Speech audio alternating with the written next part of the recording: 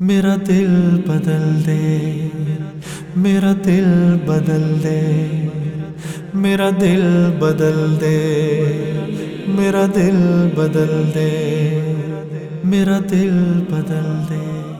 اور اسی طرح کی ایک آزمائش جناب اخلاص احمد صاحب گھڑی والوں کے لیے بھی ہے کہ وہ بھی آئیں اور اپنا مختصر سا خطاب فرمائیں، اور اس کے فوراً بعد پھر میں جناب شکیل صاحب میرٹھی کو دعوت دوں گا، کیونکہ شکیل صاحب میرٹھی بھائی اخلاص احمد صاحب گھڑی والوں کی دعوت پر ہی یہاں تشریف لائے ہیں۔ اس دوران یہ بھی آپ کو مطلع کر دوں، خاص طور پر خواتین کو، جو میں نے آپ سے کہا تھا اس کا انتظام نیچے ہو چکا ہے، آپ جب چاہیں وہاں جا سکتے ہیں جیسے بھی آپ کو مناسب لگے۔ آئیے بھائی اخلاص صاحب۔ السلام علیکم۔ بھائی شمیم کو پرانی عادت ہے سب کو خوش کرنے کی، تو مجھے بھی خوشی کا یہ موقع دے رہے ہیں، اور میں سمجھتا ہوں میرے سے زیادہ اس وقت جو سننے کے آپ لوگ بےتاب ہوں گے وہ حافظ شکیل صاحب کو سننے کے لیے ہوں گے۔ میں حافظ شکیل صاحب سے درخواست کروں گا کہ وہ آئیں۔ السلام علیکم ورحمۃ اللہ وبرکاتہ۔ الحمد للہ رب العالمین، اللہم صلی وسلم علی عبدک ورسولک نبینا محمد وعلی آلہ واصحابہ اجمعین، اما بعد۔ صدر مجلس جناب ریاض عمر صاحب، جناب محمد شاہد صاحب گھڑی والے، خواتین و حضرات اور نوجوان بچوں، آج کا یہ پروگرام شادیوں میں اصلاح رسوم کے عنوان سے منعقد ہو رہا ہے۔ میں مبارکباد دیتا ہوں اس پروگرام کے منتظمین کو، اور خاص طور پر بھائی شاہد صاحب اور ان کے ساتھیوں کو، کہ اس خیر کے کام کو وہ لے کر کھڑے ہوئے ہیں۔ اللہ ان کی مدد فرمائے اور اس تحریک کو کامیاب کرے۔ شادی بیاہ کے تعلق سے کتاب و سنت میں بہت کچھ موجود ہے۔ آپ جانتے ہیں کہ ہمارا دین اسلام ایک مکمل ضابطۂ حیات ہے، مکمل دین ہے۔ تمام مراحل زندگی میں ہماری رہنمائی موجود ہے۔ ہماری بدقسمتی یہ ہے کہ ہم اپنے معاملات میں، امور زندگی میں قرآن و حدیث سے رہنمائی لینے کے بجائے ہم اپنی علاقائی رسم و رواج کی پابندی کرتے ہیں، یا برادری میں جو رسوم جاری ہیں ان کی پابندی کو ہم ضروری سمجھتے ہیں، جبکہ ایمان کا تقاضا یہ ہے کہ ہم اپنے دین سے رہنمائی حاصل کریں۔ نبی کریم صلی اللہ علیہ وسلم کی حیات طیبہ ہم سب کے لیے بہترین نمونہ ہے۔ اللہ تعالیٰ نے فرمایا لَقَدْ كَانَ لَكُمْ فِي رَسُولِ اللَّهِ أُسْوَةٌ حَسَنَةٌ، لوگو رسول اللہ صلی اللہ علیہ وسلم کی زندگی میں تمہارے لیے بہترین نمونہ ہے۔ ہمارے لیے دنیا میں محمد الرسول اللہ صلی اللہ علیہ وسلم کے علاوہ کوئی آئیڈیل اور نمونہ نہیں ہے، اور محمد الرسول اللہ صلی اللہ علیہ وسلم نے اپنی حیات طیبہ میں 11 نکاح کیے اور 4 بیٹیوں کی شادیاں کی۔ وہ سب حدیث اور تاریخ کی کتابوں میں موجود ہے، اس تفصیل میں جاننے کی ضرورت نہیں ہے۔ لیکن ہمیں یہ دیکھنا چاہیے کہ ہمارے نبی صلی اللہ علیہ وسلم نے شادیاں کس انداز میں کی۔ آج ہمارے یہاں، ہمارے معاشرے میں ابتدا سے لے کر انتہا تک دین کی مخالفت ہوتی ہے، دینی احکام کی خلاف ورزی ہوتی ہے۔ کئی جگہ دیکھا میں نے، نکاح پڑھانے کا بہت سابقہ رہا ہے الحمدللہ۔ مہر کو مقرر کرنے کا جب مسئلہ آتا ہے تو آدمی بڑے جذبات میں کہتا ہے کہ مہر فاطمی مقرر کر دیجیے۔ یہ ایک عقیدت کی بات ہے، لیکن صرف مہر فاطمی، بقیہ کام کس کے طریقے پر ہوں گے؟ مہر تو مہر فاطمی ہو، اور بقیہ جو کام ہوں گے نکاح کے، جو لوازمات ہیں، وہ کس رہنمائی میں ہوں گی، کس کے طریقے پر ہوں گی؟ سیدہ فاطمہ رضی اللہ تعالیٰ عنہ کا نکاح جس سادگی کے ساتھ ہوا، خالی مسئلہ مہر کا نہیں ہے، اس پورے طریقہ کار کا ہے، اسے اختیار کرنا چاہیے۔ خالی ہم مہر ہی کے مسئلے پر اکتفا نہ کریں جو ہمارے ہاں ہو رہا ہے۔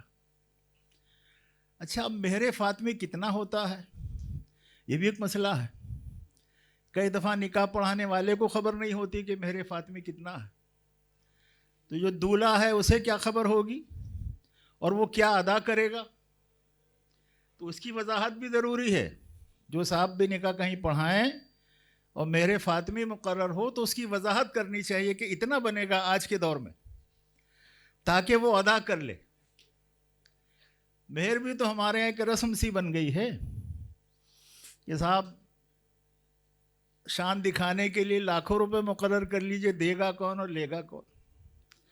بچیاں ڈرتی ہیں کہ صاحب اگر میں نے مانگ لیا تو پتہ نہیں ناراضگی ہو جائے گی، اور کچھ لوگوں کے ذہن میں یہ غلط تصور ہے کہ مہر کی ادائیگی طلاق کے وقت ہوتی ہے۔ یہ غلط تصور ہے۔ مہر کی ادائیگی نکاح کے وقت ہونی چاہیے، جو بھی مقرر ہو، اور وہ حسب حیثیت ہونا چاہیے۔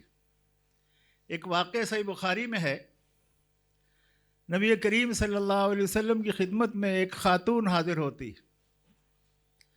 اور وہ کہتی ہے کہ میں اپنے کو آپ کے حوالے کرتی ہوں، آپ مجھ سے نکاح فرما لیجئے۔ نبی کریم صلی اللہ علیہ وسلم نے معذرت کی۔ ایک صحابی آپ کے قریب بیٹھے ہوئے تھے، ان سے فرمایا کہ میاں نکاح کرو گے؟ وہ فرمانے لگے کہ اللہ کے رسول، میں غریب آدمی ہوں، میرے پاس کچھ بھی نہیں ہے۔ کہا دیکھو مہر میں دینے کے لیے کچھ ہو تمہارے پاس، جاؤ اپنے گھر جاؤ، تلاش کرو۔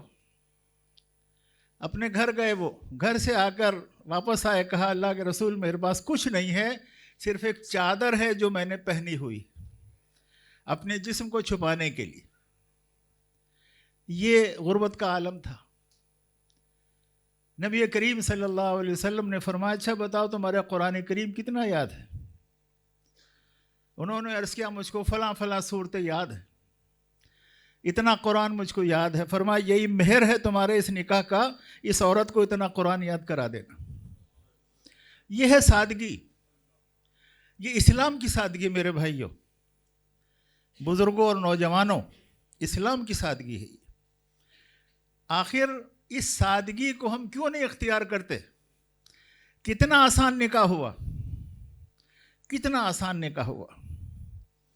ایک صحابی ہیں حضرت جلیبیب رضی اللہ عنہ، نہایت کالے کلوٹے، غریب انسان، نبی صلی اللہ علیہ وسلم کی مجلس میں بیٹھے، آپ نے ان سے فرمایا کہ جلیبیب تم نے شادی کر لی؟ اللہ کے رسول مجھے کون بیٹی دے گا، میں غریب آدمی ہوں، کالا کلوٹا آدمی ہوں، شکل بھی میری اچھی نہیں ہے، کون مجھ کو بیٹی دے گا؟ فرمایا جاؤ فلاں انصاری صحابی کے گھر جاؤ اور وہاں دستک دو اور کہو کہ میں اپنا پیغام آپ کی بیٹی کے لیے لے کر آیا ہوں۔ دستک دی، باہر آئے صاحب خانہ، الیک سلیک ہوئی، آنے کا مقصد بیان کیا۔ ان کا بھائی کون ہو کیا ہو میں تم کو نہیں جانتا، اور تمہاری جو بظاہر حیثیت بھی نظر آتی ہے اس کو دیکھتے ہوئے بھی کوئی آمادگی نہیں ہوگی۔ ان کی خاتون بھی چلی آئیں پیچھے سے، انہوں نے کہا نہیں ہم نہیں کریں گے شادی اس سے۔ ان صحابی نے فرمایا حضرت جلیبیب نے کہ مجھے اللہ کے رسول نے بھیجا، تمہاری بیٹی کے رشتے کے لیے اللہ کے رسول نے بھیجا ہے مجھ کو۔ وہ بیٹی جس کے رشتے کے لیے بھیجا تھا وہ بھی ماں کے پیچھے چلی آئی اور اس نے کہا کہ مجھے رشتہ منظور ہے کیونکہ یہ رسول اللہ صلی اللہ علیہ وسلم کا بھیجا ہوا ہے، میں اس میں میرے لیے کوئی نقصان کی چیز نہیں ہے۔ میرے بزرگوں یہ سادگی تھی، یعنی خود جسے شادی کرنی ہے وہ اپنا رشتہ لے کر لڑکے کے گھر پہنچ گیا۔ آج ہمارے معاشرے میں اگر کوئی نوجوان ایسا کرے تو کیا حال بنائیں گے لوگ، اس کا کیا کریں گے لوگ؟ اور میں نے سیدہ فاطمہ رضی اللہ عنہا کے نکاح کا ذکر کیا، اللہ اکبر، حضرت علی خود تشریف لائے تھے، اپنا رشتہ خود پیش کیا تھا نبی صلی اللہ علیہ وسلم کی خدمت میں۔ حضرت ابوبکر نے بھی پہلے پیش کیا تھا، پھر حضرت عمر نے بھی پیش کیا۔ آپ نے عمر کے فرق کو عذر کی بنیاد بنا رکھا نہیں۔ جب حضرت علی آئے 4-5 سال بڑے تھے سیدہ فاطمہ سے، اور خود اپنا رشتہ پیش کیا۔ آپ نے فرمایا علی کچھ ہے تمہارے پاس، کچھ ہے دینے کے لیے؟ تو کچھ نہیں تھا۔ ابھی آپ نے سنا زرہ تھی ان کے پاس، کہا اسے بیچ دو۔ ایک گھوڑا بھی تھا، کہا اس کو رکھو یہ تمہارے کام آئے گا۔ زرہ حضرت عثمان ابن عفان رضی اللہ تعالیٰ عنہ نے خرید لی۔ وہ پیسے لا کر نبی صلی اللہ علیہ وسلم کی خدمت میں پیش کر دیے۔ اسی میں سے سیدہ فاطمہ کے لیے کچھ سامان کا انتظام کیا اور بیٹی کو نکاح پڑھا کر رخصت کر دیا۔ صحابہ کو بلایا، اپنے اصحاب کو، بڑے صحابہ کو اس مجلس میں نکاح پڑھا ہے۔ تو جہیز کا کوئی تصور ہے ہی نہیں اسلام میں۔ اب ہمارے ہاں کیا ہوتا ہے، رشتہ ہو گیا، ہاں ہو گئی، ہاں ہونے کے بعد اب جو رسمیں شروع ہوتی ہیں آپ مجھ سے زیادہ جانتے ہیں، ان ساری رسموں کو ختم کرنے کی ضرورت ہے۔ سب فضول خرچی میں آتا ہے یہ، اور آپ جانتے ہیں فضول خرچی کو اسلام نے روکا ہے سختی کے ساتھ، اور کس انداز میں روکا ہے۔ قرآن کریم بیان کرتا ہے وَلَا تُبَذِّرْ تَبْذِيرًا ان المبذرین کانوا اخوان الشیاطین۔ اللہ اکبر، اتنی سختی کے ساتھ روکا ہے، فضول خرچی مت کرو۔ بلا شبہ فضول خرچی کرنے والے شیطان کے بھائی ہیں۔ تو ہم لوگ نمازیں بھی پڑھ رہے ہیں، حج عمرے بھی ہو رہے ہیں، داڑیاں بھی بڑھائی ہوئی ہیں، اور بہت ساری دینی باتوں کی پابندی بھی کر رہے ہیں، اللہ کے راستے میں دے بھی رہے ہیں، لیکن شیطان کے بھائی بھی بنے ہوئے، اور وہ شیطان کے بھائی اس انداز میں کہ فضول خرچی سے باز نہیں آ رہے۔ آپ بتائیے منگنیوں میں منگنے کا کوئی تصور ہے ہی نہیں۔ سب سے پہلے تو منگنے کی رسم ختم ہونی چاہیے۔ طرفین کا اتفاق ہو گیا، رشتے پر ہاں بول دیا دونوں طرف سے، خلاص قیمت اس کی رکھی وہاں شادی کرنے کی، بہت معمولی، جس میں ہر آدمی، برادری کا امیر غریب آدمی اپنی بچیوں کی شادی کر لے، اپنے بچوں کا ولیمہ کر لے۔ کیا ضرورت ہے آپ کو 20 لاکھ روپے کرایہ دینے کی؟ کیا ضرورت ہے آپ کو 15 لاکھ روپے کرایہ کا شادی ہال لینے کی؟ آپ کا اپنا ہال ہوگا، وہاں شادی کیجیے، ایک مرتبہ پیسہ خرچ ہو جائے گا۔ تو یہ کام کرنے کی ضرورت ہے۔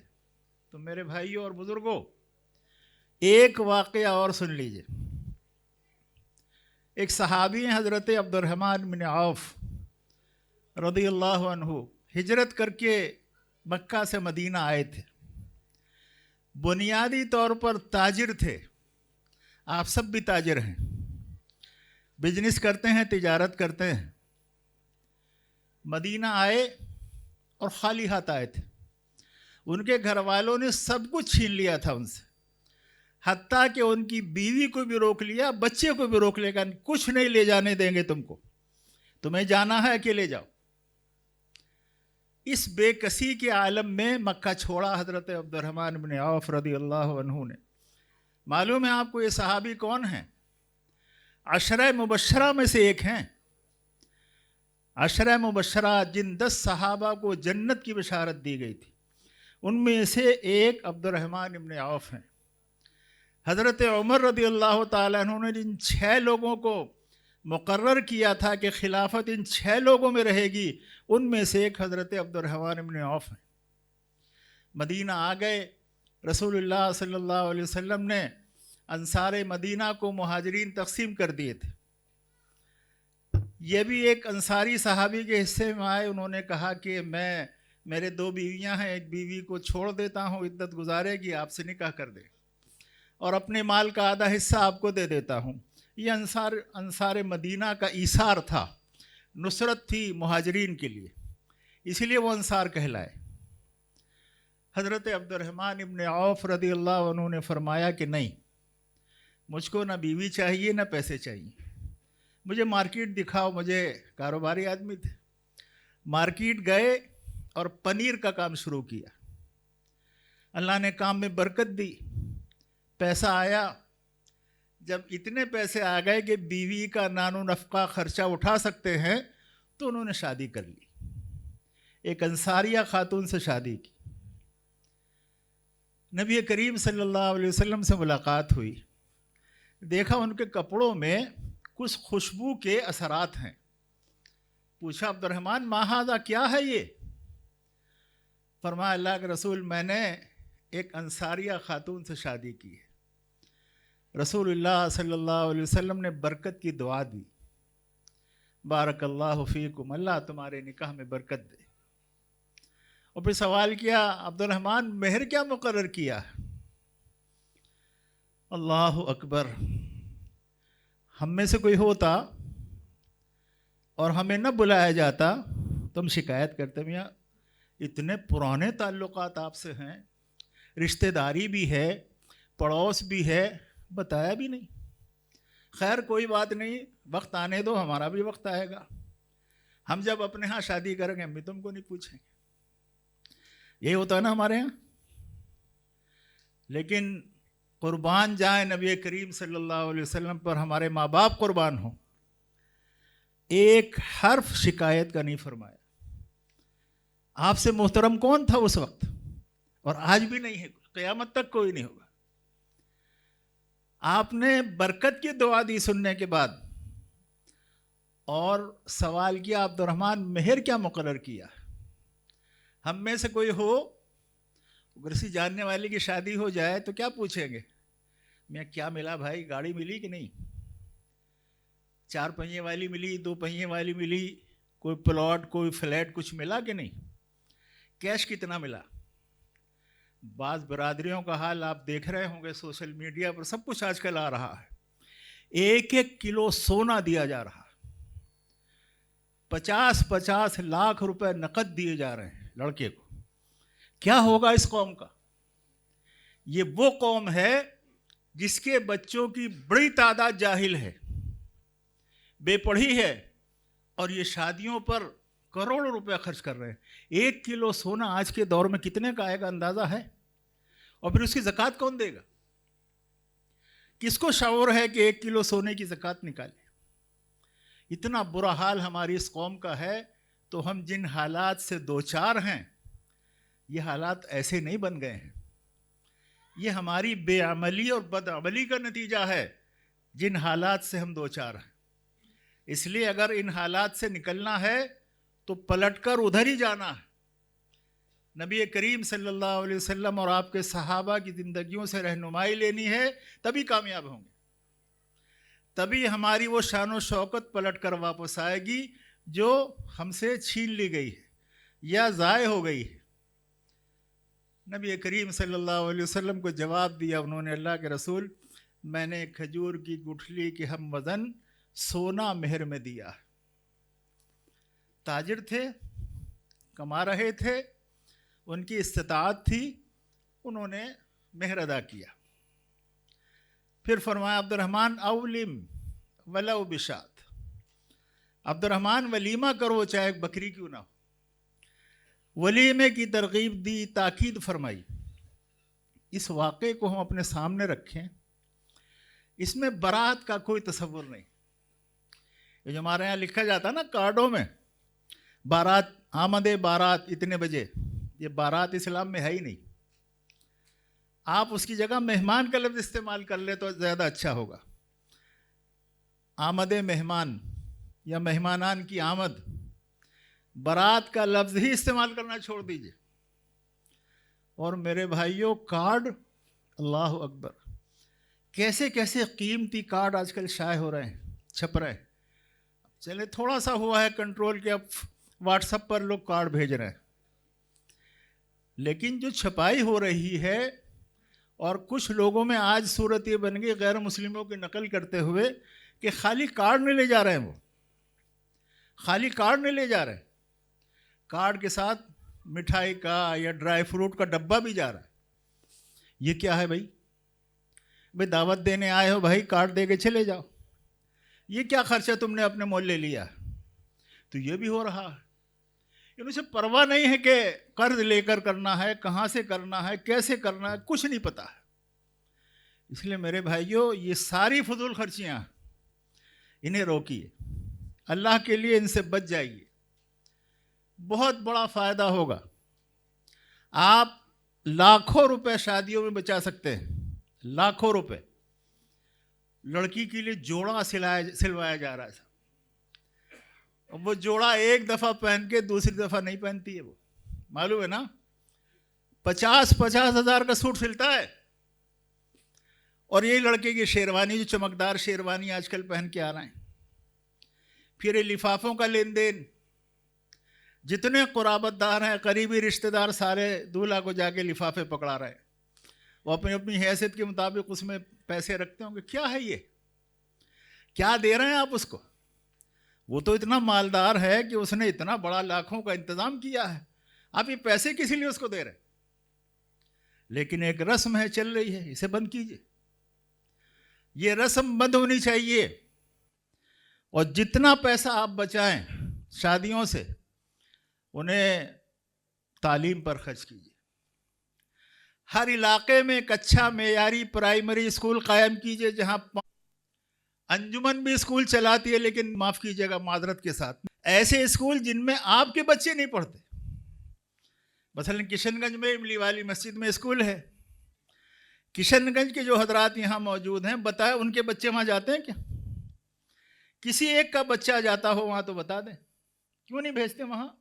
स्कूल आपके इंतज़ाम में है, आपका बच्चा कहीं और जा रहा है, क्यों? आप खुद वहाँ के निज़ाम तालीम से मुतमईन नहीं हैं, इसलिए अपने बच्चे को वहाँ नहीं भेज रहे हैं। उसी को मेयारी बना दीजिए, अच्छी खासी जगह है, ऐसा बना दीजिए कि आपका अपना बच्चा भी वहाँ जाए, बच्ची भी वहाँ जाए। हमारे बच्चे बच्चियाँ ईसाई स्कूलों में जा रहे हैं, महंगे स्कूलों में, और जो लिबास लड़कियाँ पहनकर जा रही हैं गैर इस्लामी हैं। जो माहौल वहाँ मिल रहा है उसे से इल्हाद पैदा हो रहा है, दहरियत के नज़रियात उसी से पनप रहे हैं, और पढ़ा लिखा जवान दहरियत की तरफ जा रहा है। तो मेरे भाइयों, बहुत सारे नुकसानात हैं, मौका नहीं है पर्चा आगे आगे मुख्तसर करें, वरना बातें बहुत है कहने के लिए, बहुत सारी बातें हैं। तो शादियों से पैसे बचाकर स्कूल खोलिए, अस्पताल खोलिए, बच्चों को डॉक्टर बनाइए, इंजीनियर बनाइए, आलिम दीन बनाइए। ये काम करने का, इस पर तवज्जो होनी चाहिए कि इस साल हमारे कितने बच्चों ने ग्रेजुएशन किया है, कितने बच्चों ने MBBS किया है, कितने बच्चों ने BUMS किया है, कितने बच्चे इंजीनियर बने हैं, कितने बच्चे आलिम बने हैं। इस पर फोकस होना चाहिए। शादियों में साहब समधन के लिए भी जेवर जा रहा है, समधी के लिए भी तोहफे तहफ महंगे महंगे जा रहे हैं। अरे वो तो साहिब हैसियत हैं जिनको आप दे रहे हैं, क्यों दे रहे हैं, किस लिए दे रहे हैं? और एक बात और मैं आपसे अर्ज़ कर दूं, ये जो हमारी ख़वातीन बैठी हैं पीछे, वो कितनी चली गई नीचे खाना खाने। आवाज़ वहाँ भी जा रही है। इन्हें समझा लें आप तो आपका 75% मसला हल हो जाएगा रस्मों का। इन पर काम कर लें। मेरा ज़ाती तजर्बा है ये। अपने घर में हर आदमी मेहनत कर ले अपनी ख़वातीन पर, बहन बेटियों पर, अल्लाह ने क्या फरमाया, क़ू अनफुसकुम व अहलीकुम नारा वक़ूदुहा अन्नासु वल हिजारा। अपने आप को और अपने बाल बच्चों को आग से बचाओ। आग से बचाओ, वो आग जिसका ईंधन इंसान और पत्थर होंगे। तो इसलिए मेरे भाइयों बुज़ुर्गों, हम अपने अपने घरों में अपनी बच्चियों की भी तरबियत करें और उन्हें भी बताएं कि तुम्हें ससुराल जाकर ये सब करना है, शौहर की फरमाबरदारी करनी है। आज तलाक़ें भी खूब हो रही हैं। क्यों तलाक़ हो रही है भाई? क्यों तलाक़ की नौबत आ रही है? सब कुछ है, दुनिया, सारी दुनिया मौजूद है, इसके बावजूद तलाक़ें हो रही हैं। कहीं ना कहीं कुछ तो है। तो इसलिए इन सारे मसाइल को अपने सामने रखिए और कोशिश कीजिए, फिर वही कहूँगा, फजूल खर्ची से बचिए। उस निकाह में बरकत है जो कम खर्च वाला हो। नबी सल्लल्लाहु अलैहि वसल्लम की हदीस है, उसमें बरकत है जो कम खर्च वाला निकाह। तो इसलिए ये चंद गुजारिशात हैं कि फजूल खर्ची बंद कर दीजिए। ये जितनी रस्में हैं, मंगनी की रस्म हो, बताइए कैसे कैसे बहाने शैतान लोगों के जहनों में डालता है। अब लोगों ने कहा सब मेहंदी का खाना नहीं हो रहा है, और ये महंगे तोहफे तहाइफ भी बंद कर दीजिए। बचाइए पैसे। आपके कुराबतदारों में कितने लोग ऐसे होंगे जिनके कारोबार कमज़ोर होंगे, उन्हें खड़ा कर दीजिए, उनकी मदद कर दीजिए। लोग कारोबार से मजबूत होंगे तो वो भी फिर पैसा निकालेंगे, वो भी फिर खैर के कामों में खर्च करेंगे। तो इसलिए मेरे भाइयों, हम अपनी ख़वातीन पर काम करें, उनका तज़किया करें, उनकी इस्लाह करें। जी फरमाइए।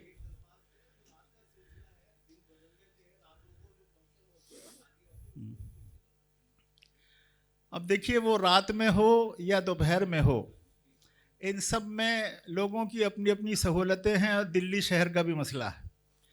लेकिन बहरहाल अगर उसमें भी फजूल खर्ची कम हो, रात में आदमी दिन में कर सकता है, लेकिन फिर भी रात में, क्योंकि साहब रौनक रात में होती है, ज़्यादा डेकोरेशन रात में होती है, इसलिए वो रात को तरजीह लोग देते हैं शाम को। तो बहरहाल अच्छी बात है, अगर कोई दोपहर में करे तो उसमें उसकी बनिस्बत ख़र्चा कम होगा। तो बहरहाल ये कि अखराजात पर कंट्रोल हो, और जितनी रस्में हैं यकीन मानिए इनका इस्लाम से कोई ताल्लुक़ नहीं, और ये सब फजूल खर्ची के खाते में जा रही हैं। और फजूल खर्ची, जैसा कि मैंने अर्ज़ किया, कुरान मजीद की आयत आपके सामने पढ़ी कि इन्नल मुबज़्ज़िरीन कानू इख़वान अश-शयातीन, कि जो लोग फजूल खर्ची करते हैं वो शैतान के भाई हैं। तो हम शैतान के भाई ना बने। अल्लाह ने हमसे मुतालबा किया है कि उदखुलू फ़िस्सिल्मि काफ़ा, तुम सब पूरे के पूरे इस्लाम में दाखिल हो जाओ। वला तत्तबिउ खुतवातिश शैतान, और शैतान के रास्ते पर मत चलो। इन्नहु लकुम अदुव्वुम मुबीन, क्योंकि वो तुम्हारा खुला दुश्मन है। दुश्मन से मुकाबला करें हम, दुश्मन के दोस्त न बने। अल्लाह हमें इसकी तौफीक दे, और जितनी गलत रस्में हैं हमारे माशरे में उनकी इस्लाह की अल्लाह ताला हम सबको तौफीक अता फ़रमाए और हमें बाअमल बना दे।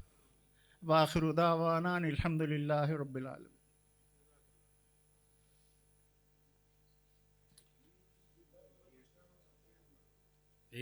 एक मिनट मैं बोलूँ। ये थे हाफिज़ शकील अहमद साहब मेरठी, जो इदारा दावतुल फलाह चलाते हैं और अपनी बहुत सारी वीडियोस के ज़रिए से इस्लामी दावत को आम करने की कोशिश करते हैं। आज आपने जनाब हाफिज़ शकील साहब का तवील खुतबा सुना।